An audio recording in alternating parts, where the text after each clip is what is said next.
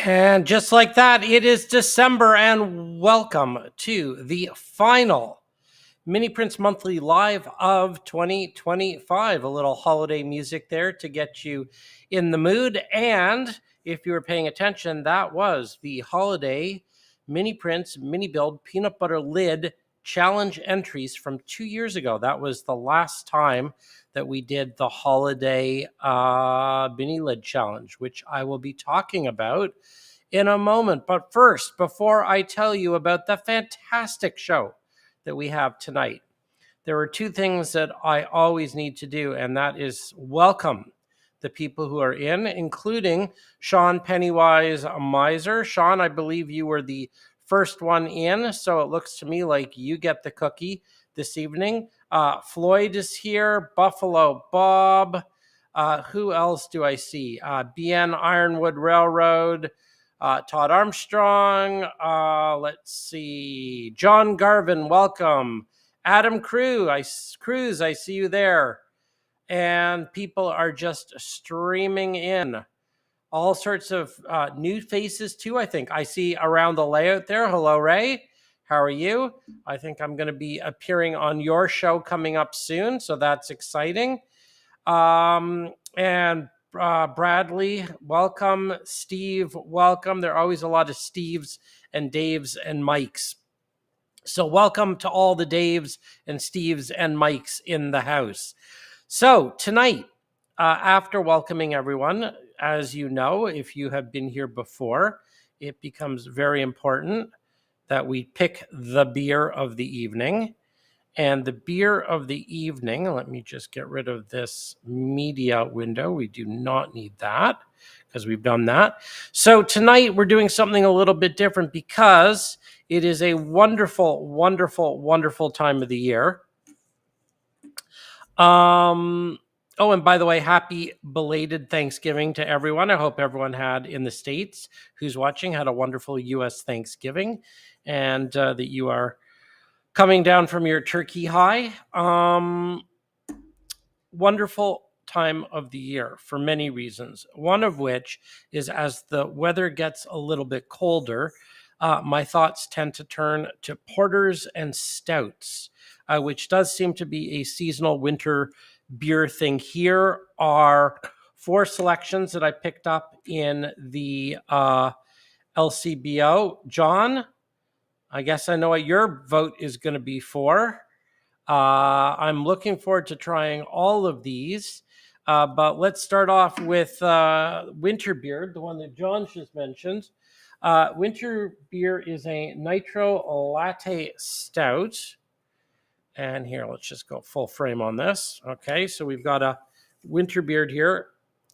And it says that we need to keep warm with Winter Beard Nitro Latte Stout for the ultimate experience. Gently shake the can. Oh, that'll be fun on live TV. Pour hard. Watch as the cascading builds into creamy foam, just like a latte from your favorite coffee shop. And this is from Muskoka Brewery. 4.5% alcohol. And it certainly, I think, wins for the label. Then we've got Woodhouse Brewing Company, stout beer, 4.7%. This one is Stout using only choice ingredients, no preservatives, easy drinking premium stout. Okay. Stout number 2. Then the other great label of the evening, we've got the chocolate Chalky Wookie or Chalky Walkie. Like the mysterious Sasquatch. Well, this is definitely appropriate for mini prints, isn't it? Like the mysterious Sasquatch, our Chalky Walkie Chocolate Milk Stout is a rare creature to behold. Dark color, creamy, rich mouthfeel with roasted malts and chocolatey richness. Oh, that sounds good. And this is, where is this made? Cameron. Okay, that's also a local brewery. And it comes in at 5.8%. And last but not least, these are all new to me. I don't think I've had any of these before. I might have had Woodhouse Brewing years ago. This is a Guilty Remnant white stout, coffee, vanilla, and lactose. 6%, so it's the highest of the group. And there's not much information about it, other than Blood Brothers Brewing is at 165 Geary Avenue, which is also not very far from here. So those are our stouts. Yes, I was on last week. Thank you for noticing, Heath. Last Wednesday was our special Black Friday broadcast, which I will talk about in a moment.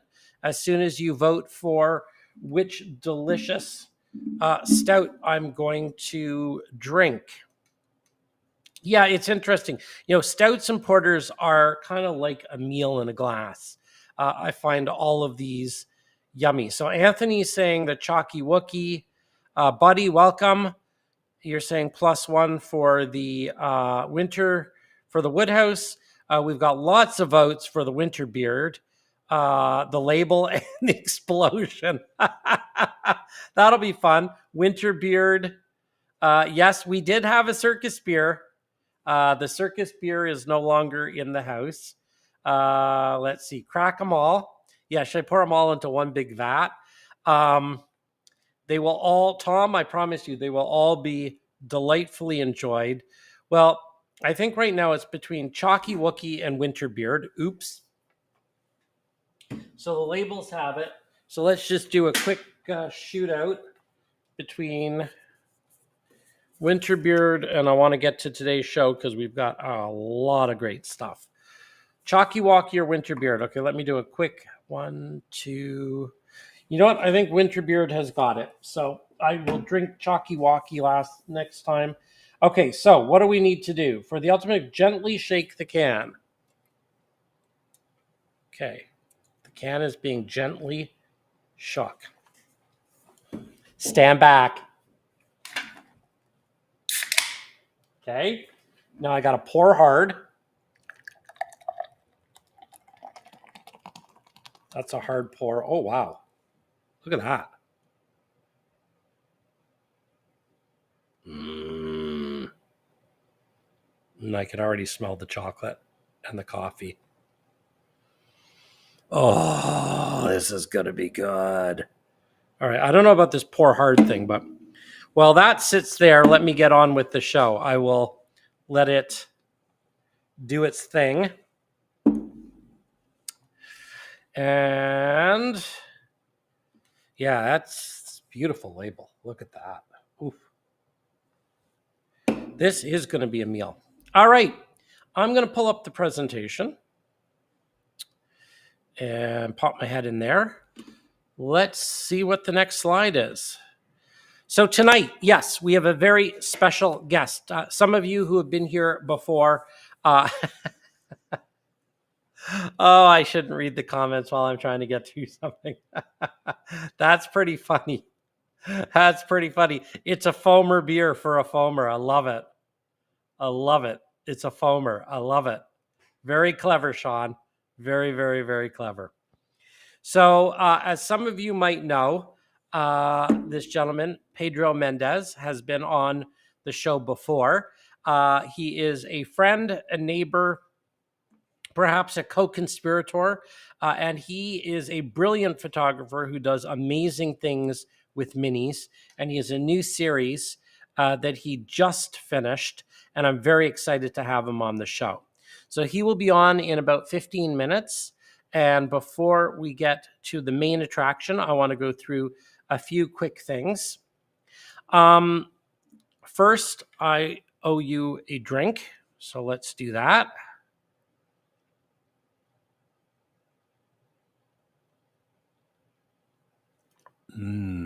That is good. Oh my goodness. Spectacular. Well, welcome to stout season, everyone. And it is snowing out here right now. So I saw a few people talking about the weather in the preamble. This is absolutely delicious. This is okay. So whoever's near an LCBO in Ontario, grab a Muskoka Winter Beard Stout. Very nice. So last week, Black Friday and Cyber Monday started on the Wednesday with, so in the last week, yeah, it's been about the last week, we received well over 200 orders, making this, without a doubt, the best Black Friday, Cyber Monday that we've had in 5 years. So thank you to everyone who placed an order. Bear with us. We are getting through them as quickly as we can. I'm triaging, and I've got a whole bunch of guys working around the clock to get those orders out. We're at about a 2-week wait right now. So we're processing orders from right now. We're processing orders from about 12 days ago, but we are going to ramp things up and certainly get all those Black Friday orders out as quickly as humanly possible to make life easier for ourselves. What we did do is we turned off painting. Painting is wonderful, but unfortunately, painting does take quite a bit of time. And it'll throw the production way out of kilter. So painting has been turned off while we get through the Black Friday, Cyber Monday orders. And bear with us. If there's anything super urgent, if you put an order in and you absolutely need it yesterday, email me. But we are getting to them as quickly as humanly possible. And thank you. It was very, very, very exciting this Black Friday season. Overwhelmed in a good way. So some of the things that we did debut last week, I left on sale still. And let me see if I can just swap that out. So there are a few things that are new. The crows are new. I have a couple of extra assorted mini-me figure sets. So we produced a limited number of these. These are random collections of N scale, HO scale, S scale, or O scale figures that we have. We always have a few extras, so I bulked them up into packages. It's dealer's choice. You get what you get. You can't be upset, but the price is amazing. The price is 40% off. We've got a few more of the when you gotta go wooden outhouse kits from ITLA. Those are HO scale only. We have the Behind the Buildings series, which I have not had time to turn off. So they're still on sale, but I will probably turn those off. Certainly, if not after this broadcast, soon after. So I'd say by Friday at the absolute latest. So there are a few Black Friday deals still kicking around. Obviously, the 15% off is over. However, I do have two things that you might be interested in. We have e-gift cards on for 15% off, which means basically you can get $50 or $100 US. And in the case of, say, you want a $100 gift card, you're spending $85. So you're basically getting free money. Now, the only stipulation with these gift cards, if you want to grab one, by all means, please do not use them until the new year, because I want to get through the Black Friday sales first. And 2, you won't be able to buy sale items with them, because then that would be like double dipping. Then you'd get 15% off with another 15% off. So for regular price mini prints, as of Jan 1, they are a great deal. The other thing that is new, as of the fact that I just figured this out today, is you can now send them as electronic gifts. So if you see that little right down there, I want to send this as a gift. If you pop that open, it asks who you want to send it to. You can write a message, and you can actually time the delivery too. So it could get sent on the 24th or the 25th, or whenever you want to actually have that email go out. You can give it to yourself, and you can give it to yourself on Christmas Eve if you want, or you can send it to someone. But I will keep that 15% off sale on for another week. I have a question here. The behind the buildings, are they going to be with the ITLA kits when they come out? No, they are not. So if you're speaking about the behind the buildings, so these behind the buildings, 1, 2, and 3, 1 being the people, 2 being the animals, 3 being the objects, will only be available after the fact from miniprints. So that is not going to be bundled in the kit. It's an optional add-on accessory from us. So grab your gift cards for the next few days at 15% off. The other thing that I did put on sale is all Christmas and holiday is now on sale. And I'll run that probably till the end of the month. And that is 15% off this specific collection only. And this is a collection of Christmas stuff. It won't arrive in time for Christmas, but it will arrive. I think any orders placed now, you're definitely pushing it for Christmas. So those are a few of the things that are sort of happening in the world of mini prints. I'm not going to necessarily go through and sort of talk about much more. Welcome, Roger. If you guys, Roger's just joined. Rogers is working on a Christmas train, which you got to see to believe. It's a work of art. And that Christmas train he's been posting progress pictures of his build at the Mini Prints Modelers website.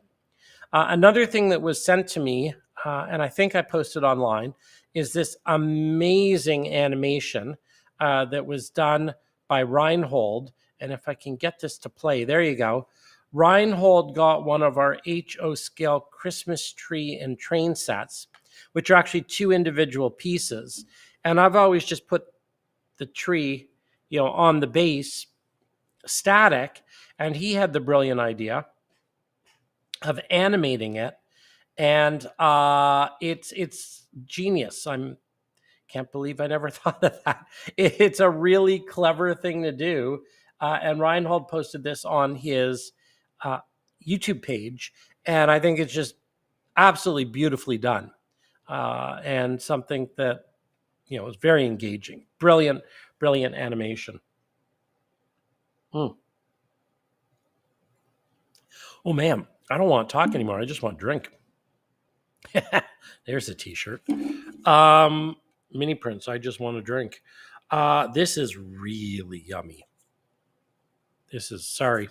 I hope you guys can all get an equivalent to enjoy if you are so inclined.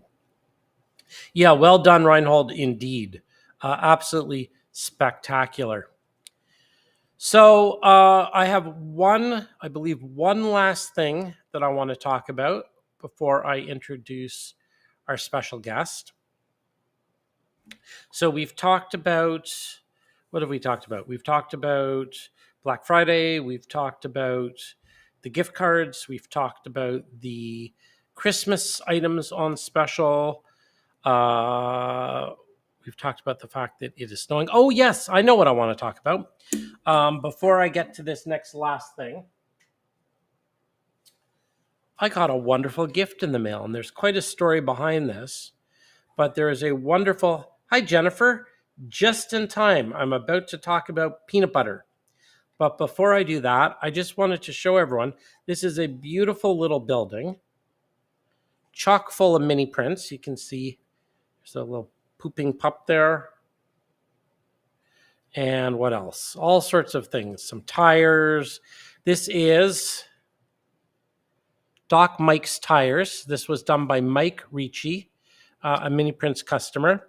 And he sent me, it's the first ever gift I've received. He said, I hope that I could find a spot on the module for this. And he sent me this beautiful little building, which he built. So I just want to show that off and say thank you to Mike. It was very unexpected and a delightful gift. And I also want to do a little shout out. I haven't seen him here yet. He's usually around. Got this in the mail today. And this is from our good friend and one of my very first ever customers 5 years ago, Hector Turner. And yes, Sparky, it will be a nice addition to the traveling module. So this is just a big thank you. There's Hector right there. I think some of you have seen him on the broadcast before. Hector is a very talented modeler, often enters the peanut butter lid contest, and sent me this lovely card. So thank you to both Mike and Hector for that. And just in time to talk about peanut butter, I want to announce the Mini Prints Holiday Mini Build Challenge.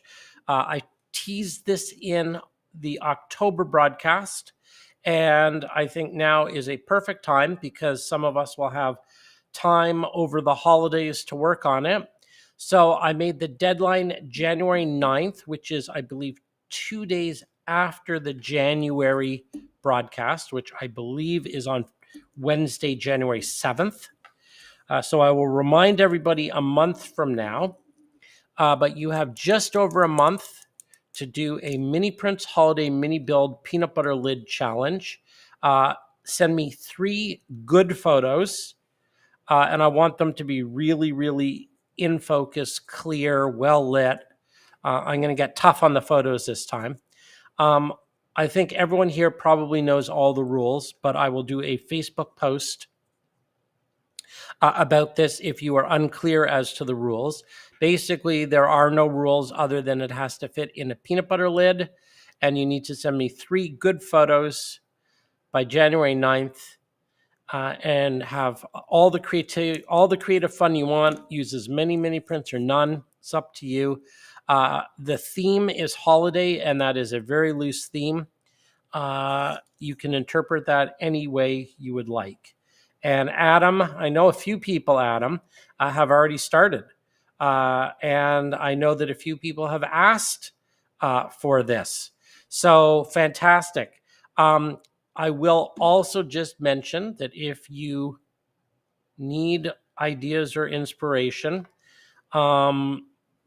if you put an order in for any Christmas items, make a note that is for the Peanut Butter Lid Challenge, and I will try and get it out as quickly as possible while still being fair to the 200 orders that are ahead of you. So I don't know, no promises, but we'll see what we can do. Okay, so you've got a month. Start your clocks, start your engines. And now we get to our promised featured guest who is right. Hang on. He's right there, right there in the basement. And I will bring him on in a minute. I'm sure many of you have seen Pedro's work before. Pedro found me, I believe, on the internet, and we will rehash this story in a minute when I bring him on. And it turns out that his house and my studio is not that far away from each other. And we've become, I would say, and he can agree or disagree, good friends. And we discovered over a beer and a lovely dinner, his wife and Pedro invited my wife and myself, Mrs. Dr. Minnie and myself, over for dinner one night. We went to the same public school. Go figure. What a quinky dink. So I want to introduce you, if you've not met him, to the miniature photography by Pedro Mendes. I'm going to add Mr. Pedro Mendes to the scene, and I'm even going to unmute him. Unmute has been sent. Oh no, you have to unmute yourself. There we go. There you go. So Hello. apparently I have to request that you unmute yourself. Yes, I think it's because it's live. It Ah, wants to there make you sure go. make sure that So I'm okay with it all. there we go. And let's just do that. So how are you? Welcome. Great. Thank you so much for having me back on. And yes, all the things you said are true.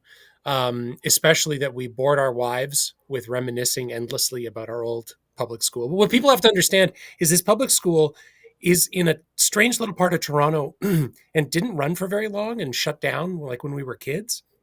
And I have never, ever met anyone who went to this school, No, even me in the neither. area where I grew up. Yeah, And so the fact that we'd known each other for like a year and been talking about all this sort of stuff.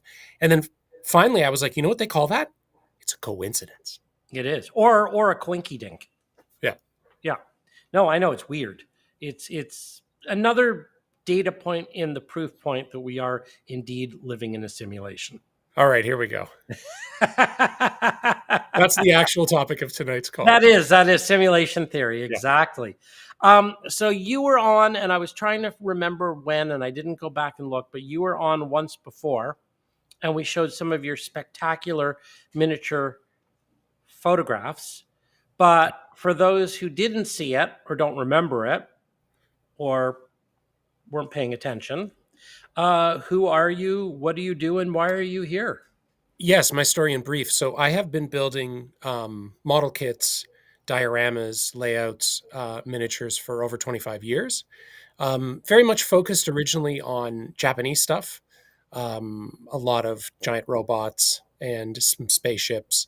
And then I did start building about 20 years. I built an N scale diorama scene that had train tracks and little houses and stuff like that. It wasn't electrified or anything like that. And I built it mostly for some place to put my robots, right? And then I started experimenting a little bit with photography, but I didn't really take it seriously until a couple of years a couple of years ago when I came across some tutorials on YouTube. And this is something, I mean, everybody here is going to know this, that we live in such a great era where there's so many incredibly talented people, creative people, who are not only doing great work, but sharing it, sharing how they do it, so that for a lot of us, we can kind of get a more advanced stage of our creativity without having to figure out how to glue something onto something else or how to cut something or whatever. We don't have to go through the trial and error. And so for me, I was able to, I feel, very quickly take my initial ideas of what I wanted to create and turn them into photographs, essentially scenes from all the old cartoons and movies that I had seen and all this kind of stuff, Godzilla and various Japanese anime.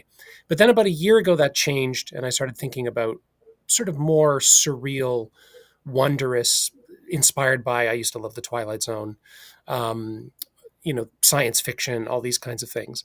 And I found you, Bernard, when I was starting to do miniature, starting to create some of these scenes. But I, again, as I said last time, my initial reaction was like, well, he does like train stuff.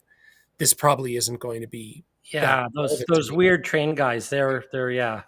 Well, no. And we've talked about this before. There is a very interesting Venn diagram of the miniature world where you have like train modelers, you have like dollhouse people, you have Warhammer people, you have people like myself who are doing, sort of creative work with miniatures. Yeah, exactly. Now the And, scary thing is, now I'm going to post this, I think, on my Facebook page, and then I'm going to let people just fill in their own little. They but can do whatever they want in those. it turns out that in many ways you are in a center point of that because what you create can be used by all these folks, right? I Sure. think, obviously a lot of people are doing train layouts and so on. But what I realized, I was like, well, wait a second.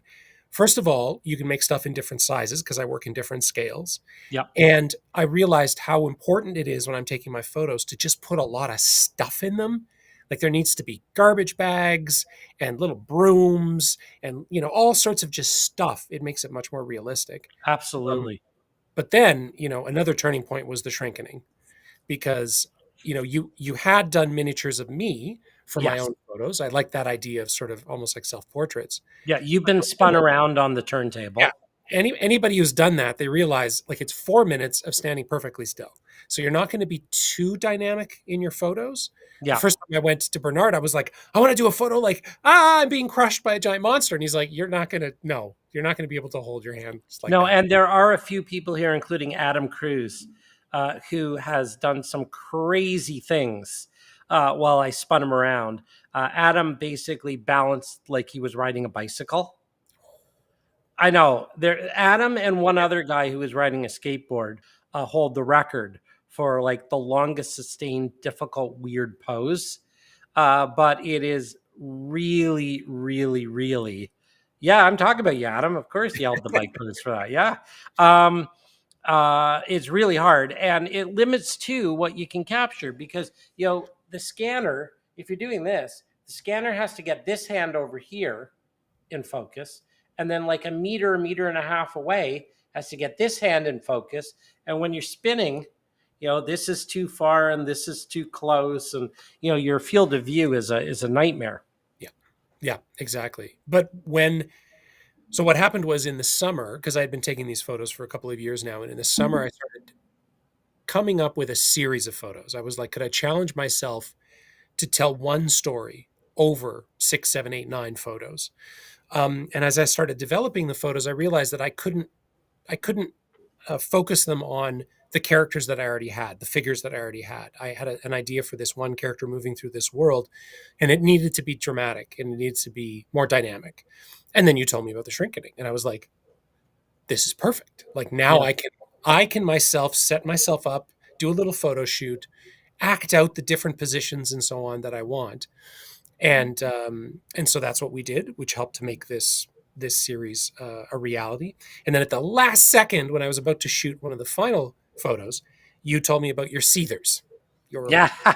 And I'll strange explain all these as we go. First of all, alien for those crows. who don't know, the shrinking, and I'm sure everyone here does know, but just if you don't, or if you're watching this on repeat, because usually many hundreds of people will see this after the fact.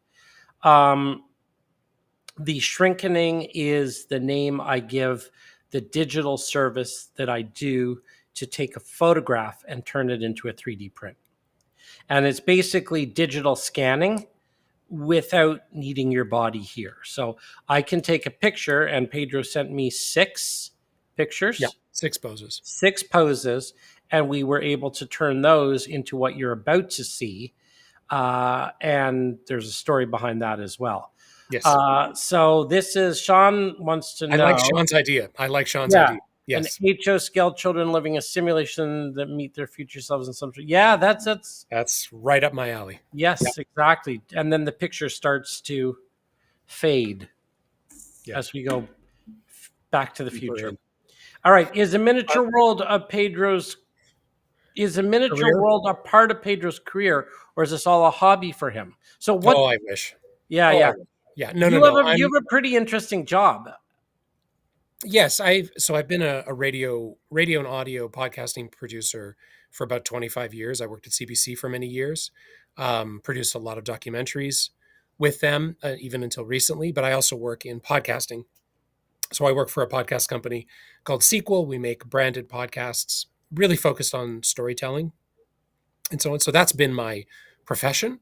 But this allows me a level of creativity and really to get into my love of science fiction and speculative fiction, and visual storytelling, right? Because it's all Yeah. been about audio for so many years, and being able to do stuff. And again, everybody will know this. Being able to do stuff with your hands, it's so satisfying. It's so meditative. Like it's so good for you in so many different ways. Yep. And Well, and you're a model railroader, just minus the railroads. exactly, yeah, exactly. We just need to sneak a train into your layout, and you're good. Oh, there's been a couple. If you look hard, they're there. Yep. Let's show people what you've been up to. All right. You want to Let me fire get up? into this. Yeah, yeah. I Yeah. think you So can screen share. yes, let me just look for the actual. So here we go. Can All everybody right. see So this? add to scene, and then I'm going to move us to here and move it there. Okay. There we go. So where are we starting here? So we're starting with the very first image and the very first scene that this character is in. This is very much like a Twilight Zone type episode where this character, the prologue is that he was on an airplane. He was sleepy. He was looking out the window. He saw a desert, which he thought was strange because there isn't really a desert close to where he was going home. He falls asleep. He wakes up. He's in the desert. And it looks like his plane has crashed, but of course, that is a very old plane that has been crashed for a very long time. And I wanted the scene to be a little bit surreal with these like standing stones, just so people can see this is what it actually looks like. So I don't do any effects in Photoshop. I try to do everything in camera. I layer them, I blend them in Photoshop, but everything is done in camera, and you'll see further on when the effects really kind of get going. But that little character, so that's me, Yep. posed, and then through the magic, which I don't understand, of Bernard, I get turned into this little guy. And if people are interested, I can actually post some, and I should probably do this on the shrinking page. I should do a better job of posting the original photograph that you sent me Right. and then a Or picture of the miniature that of we the generated. I've yeah. got a few of them up, but it really is quite amazing how close we were able to get. So the guy, he gets up, he starts walking through the desert. He comes across this scene. So, if people have seen Miyazaki movies like Spirited Away, this is inspired a little bit by that because you've got this strange kind of floating city in the background. Those city buildings are actually from my Japanese train layout. I just popped them off and built them onto this into this little thing. Lots of mini print stuff in here if you look carefully. Yep. Can you see my cursor moving around? Yep, we can. So we've got little garbage bags and a Hmm. garbage can over here. We've got, of course, the various desert plants in the That's foreground. right. The prickly pears and the agave, and I saw some saguaros in the last slide. Yep. That's right. There's this beautiful phone booth over here. Yeah, that There looks are really good there. Yep. windows in the phone booth. Yeah. And then way back here, because these are all different scales, of course, like I Okay. create, I'll show you the background. Here's what it actually looks like in the room. So you've got three or four, like from his scale down to this, which is N scale. The buildings are in the this is HO scale over here. Yep. This is 1/64th, the truck. And so I've got all these different scales to try to create that sense of depth. But down in here, there's a whole bunch of mini prints. Again, it's really hard to see, but there's like a broom up against the door, Yep. and there's like a barrel and some garbage cans and things like this. Now, do you set the camera in one position and shoot, Yes. or okay? So when you say that you're doing the photo stacking, that's just a focus issue. That's not a compositional issue. No, no, no. Yeah, everything is done. Like in this case, I usually lock my focus. And then what I'll do is I'll take multiple photographs. I'll take a photo, just the television. Yeah. Then I'll turn the television off and I'll do just like the fill light and then the Okay. foreground light. And then I'll do a smoke layer. I'll do multiple smoke layers. And then in Photoshop, I blend the layers all together to But you're create. not physically moving the camera. So Nope. everything that you see through the lens is all created through the depth of field of the placement and the size of the scale of the items. Exactly. Exactly. Wow. That's how I create the illusion. So Wow. the poor guy, he notices that the truck is running. So he starts driving through the desert, starts seeing things as you do. This is, more growing hints that something is very, very strange in this place where he is. And the way that as you can see, so here's the background. This piece over here of the desert, this was a separate piece that I physically moved as I was taking the photo to create this blur effect. Right, because you're not doing any of this through digital No, means. You're doing this. no. This is what they call practical effects in Yeah. Hollywood. This is Yeah. old school practical effects. My smoke machine over here, which I had on a remote so that I use the smoke. You can't really necessarily see the smoke, but when you're doing miniature photography, the way that light is dispersed through the air, it just doesn't look realistic at this scale. But if you fill it with a very thin layer of smoke, like basically I blow the smoke, I let it settle, and Yeah. after a couple of minutes, then when you take the photo, the light almost imperceptibly is just bouncing off all the little particles of smoke and creates that sense of depth and distance. Amazing. So he keeps driving. And he's getting hungry by this point. So he comes across this mall, more mini print stuff. So we've got a bunch of garbage cans and the bags. One of my favorite parts is this little Easter egg, the Canada Post Yeah, box in the very background. nice. Very nice. A little hint as to where we are. Um, but again, things get strange because what the hell are these? Yep. Like they're Good not question. buildings. If you go, we'll have a look at the behind the scenes. What they actually are, an old electric heater that I found on somebody's front yard going to the garbage. I sliced it in half, spray painted it, stuck a bunch of stuff to it, and then figured out like I taped over the slats on the front to create these patterns, and then stick lights behind them to create these sort of, I don't know, power buildings. I don't know what they are. But here you have another proud moment here as I put this little light in front of the sign Yep. so that, see, there it is. Yep. Kind of looks like a street sign. Stuff like that. So poor guy goes to sleep. He wakes up the next morning. He's like, God, maybe it was all a dream. Starts driving into the city and he comes across this. So this is a very long line of cars going from N scale all the way up to G scale. Um, and yes, this was an excuse to buy a whole bunch of diecast cars. And what's the length of that? Like what from screen to Yeah, camera? What are we looking it's at? probably about 6 feet. 6 feet. Okay. And I did kind of the math to figure out how far does everything need to be from everything else and the camera in order to create, this sense of an actual proper sense of depth and depth of focus. The other thing that's going on here, like he's inside the car. The inside of the car, as you can see, it's just a bunch of crap that I kind of stuck together, Yeah, like of course. a little piece of plastic and a whatever. Because what I realized in doing this photography, it does not matter how it looks in the room.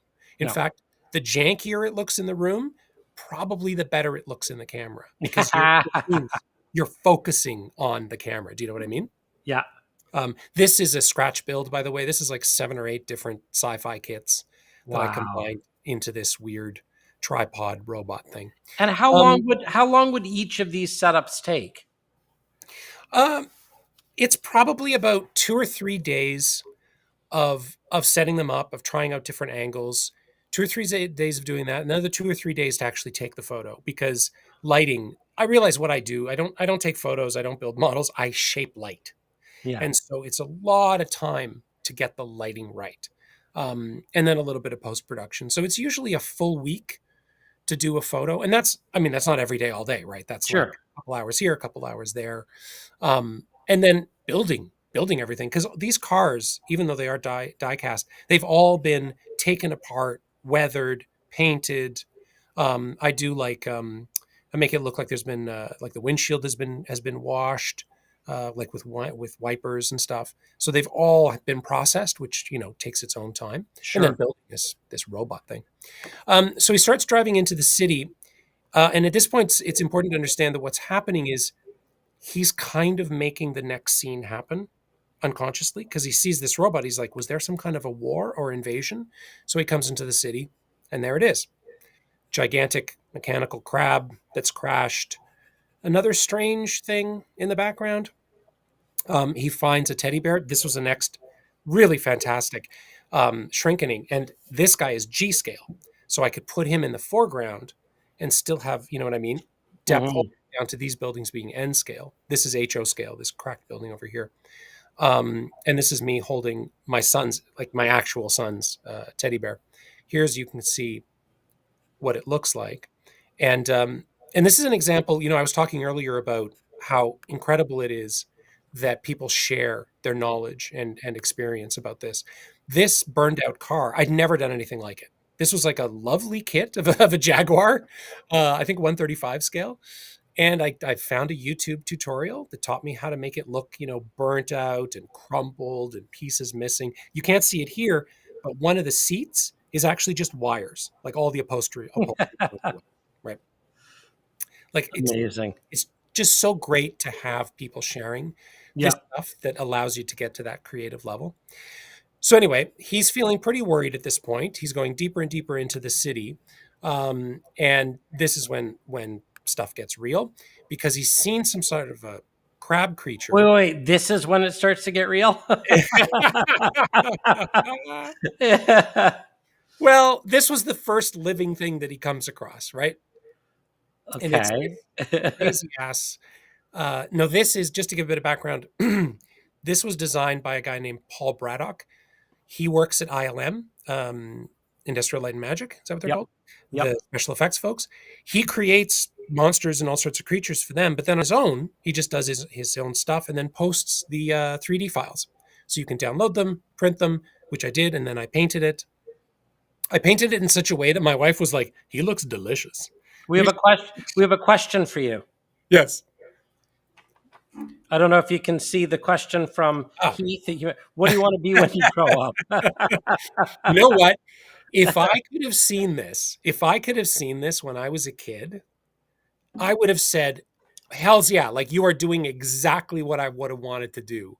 Like all those shows that I watched and loved as a kid, I'm making them. Right? I am actually making them come to life. Um, Well, I got to jump in. One of the best things I've talked about it on the show before, but one of the best things I've seen in years, and I think we've talked about it, is the ILM documentary on the Disney Channel, yes. the Light and Magic. It's, I think, 6, 7 parts on the making of Star Wars, basically putting together ILM from, like, ILM, if people don't know, was created specifically for the first Star Wars movie. And it was created to invent the special effects that they needed for that movie.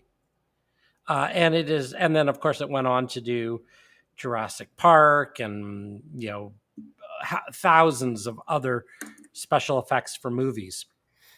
But Yeah. probably some of the most compelling documentary television Mm. I've ever seen. And man, talk about FOMO or wishing that you could be, if you could be in a specific place, a specific time, you Oh yeah. really kind of look at the people back in I guess it was the early 70s Yeah. Yeah. in San Francisco and Los Angeles and go, man, how much would you want to be a fly on the wall? Oh, and if I was doing this, exactly what I'm doing 50 years ago, I would have been working in one of those shops. I Oh, for totally sure. would have been Yeah. building movie props because I'm doing the same thing and very inspired by what they do. Yeah.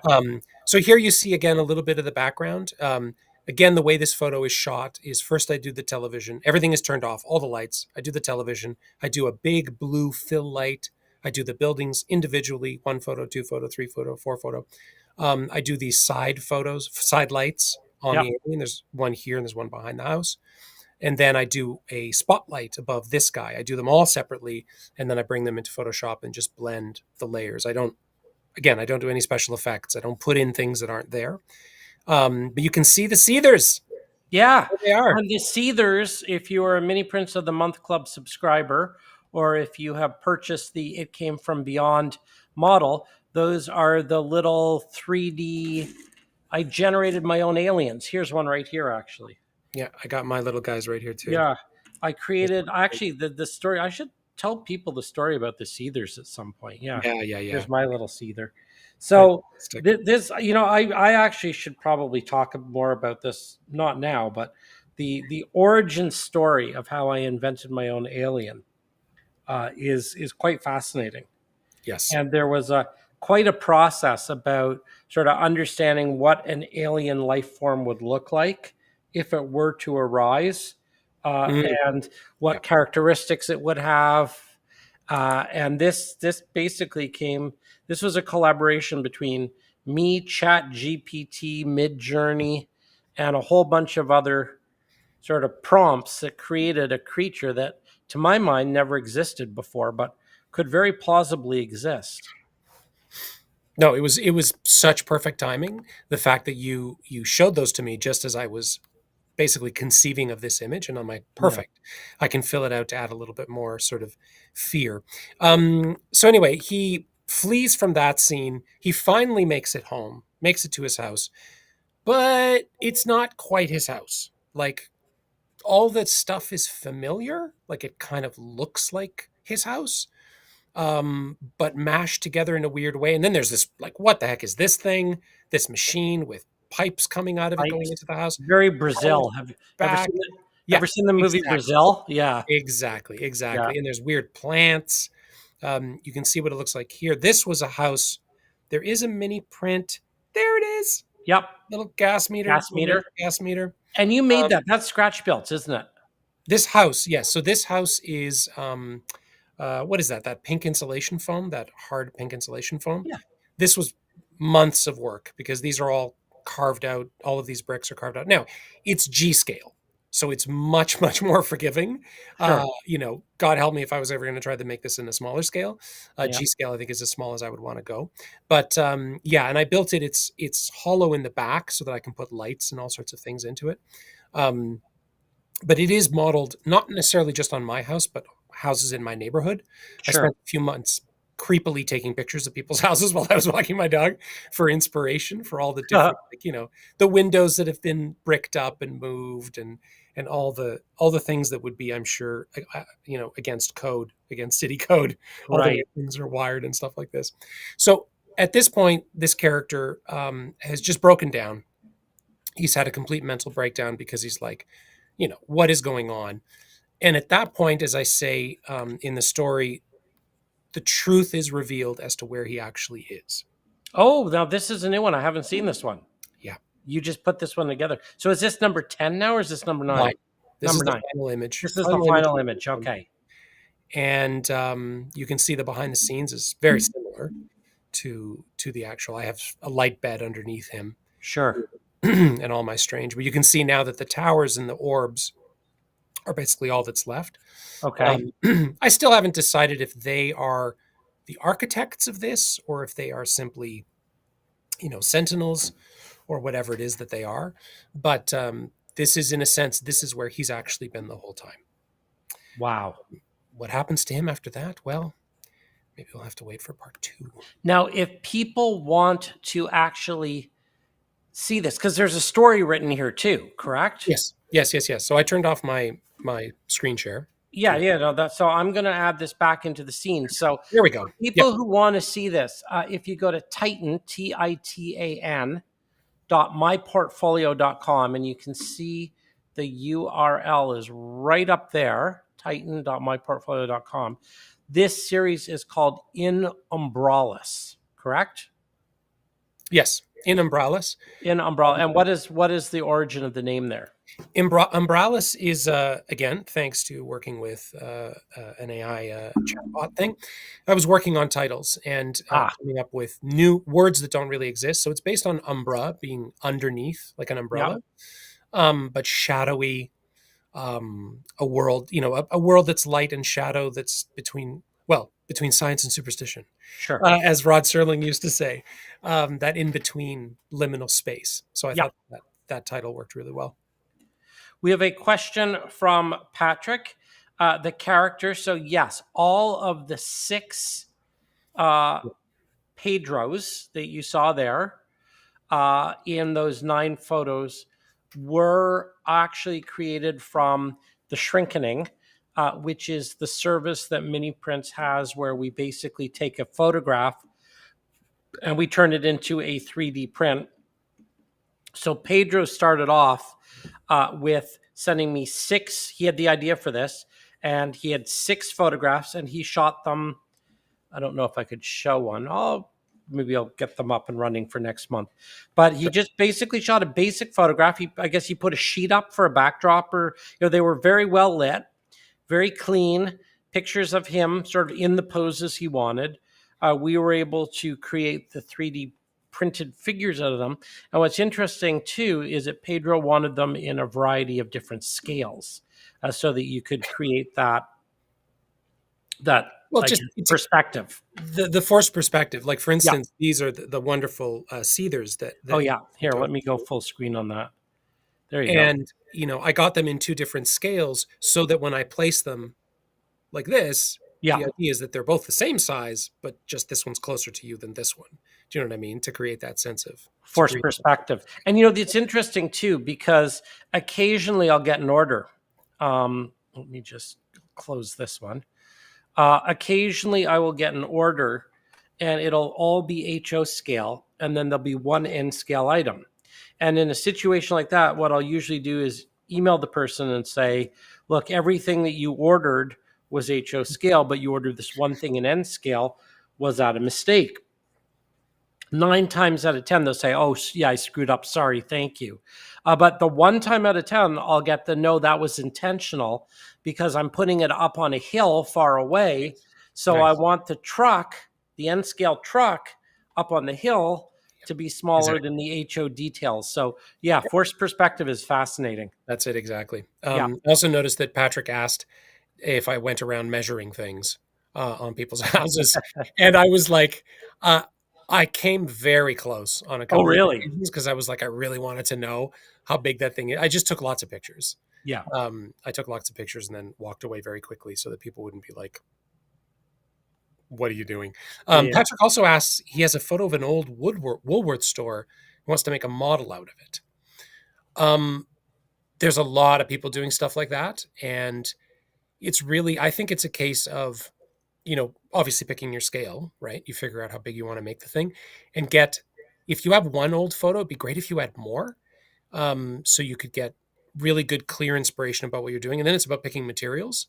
Yeah. Um, there are some really, really great folks on YouTube, again, making ultra realistic miniature buildings of different, they usually go like more like G scale. Um, but they have great techniques, you know what I mean, for weathering and for painting and all that kind of stuff, which is Well, that's and one of the things, and I've always felt this is cheating myself, but more and more people are doing it, so it's I guess it's accepted. There's a very famous model railroader, Lance Mindtime, and what he does is he'll make a building out of cardboard or styrene or whatever, and then he'll photo laminate the photograph onto it. So the right. background building will just be the photograph of the building, and I guess that's how you build a building, right? You Yep. know, so I mean, you don't. I mean, depending on how you're using it, if it's Exactly. foreground hero versus background. Um, there you can carve it, you can print it, you can make it out of wood, you can scratch build it, you can laminate a photograph of it. Well, and you see, this is where what I've discovered in getting into this, where our worlds overlap, but there are different needs that we have and what we're trying to accomplish. Like what I notice is that like a lot of stuff in the dollhouse world, Yeah, it just looks too much like a toy for me to use in yeah, my photographs. Um, and then a lot of stuff in the train world, like the stuff that's done by like Woodland Scenics and other companies, they look great at a couple feet away, but when I get close to them with my lens, with my camera, no, no, it doesn't work anymore. And they're so blobby. they're blobby, exactly. There's this, I mean, and that was one of the big things when I first discovered you and your mini me's and your figures, is that I could actually get that realism much better than any other characters that I had seen out there. And that's what I'm striving for, is that level. I don't want it to be. I mean, I'm not trying to make it look super realistic, because that's, I think, when you start using digital effects. And I think actually there's a part of your brain that's like, well, that can't be real, so I don't believe it anymore. Whereas with my stuff, it's obviously not real, and your brain kind of fills in the rest. And I think, again, I'm going to sound like an old man, but I think the older science fiction films with practical effects could have more of an emotional impact, because we knew that the 10 stormtroopers, it was literally 10 guys. It's Yeah, not like 1,000 digital characters just repeated endlessly, and your brain's like, well, that's not really there. But 10 guys, that's really 10 guys. So now I'm scared. Do you know what I mean? yeah. No, I love it, and I mean, my favorite practical effect is when you see the wires flying through the scene. I can't believe how many Godzilla movies where like they left the wires in and you Oh can see yeah, it. yeah, And yeah, I'm like, um, yeah. before I forget, I noticed a comment from earlier on from Human City Junction. That's Heath. Yes. Heath, he said, "What is Bernard like when he turns off the camera?" What am Uh, I like? Yeah, yeah. I think he thinks that we went to school together. We went to the same school. We didn't yeah, but we actually didn't. overlap. We might have overlapped one year. We're trying to figure Yes, that. Yeah, but yeah, no, there might we, have been a we year where I was like in grade 1 and you were in grade 6 or yeah. something. I don't think. I think he Um, wants dirt. So you're gonna have to make shit up. no, No, I think one of the amazing things, and I work as a broadcaster, is that Bernard has achieved what we call finding our voice, which is that he is the exact same person broadcasting as he is when he's not broadcasting. Just that when he's broadcasting, he has it all figured out. He knows he's going to do this, he's going to do that, he's going to do that. Oh, my poor family. Yeah, exactly. And Floyd mentions, yeah, Oxford miniatures. Yes, yes, absolutely. This has been fantastic. Thank you. Thank you. Yeah, Thank no, you. this is really fun. So what's next? What's going to happen with this series? What are you working on next? Yeah. When am I next having you on?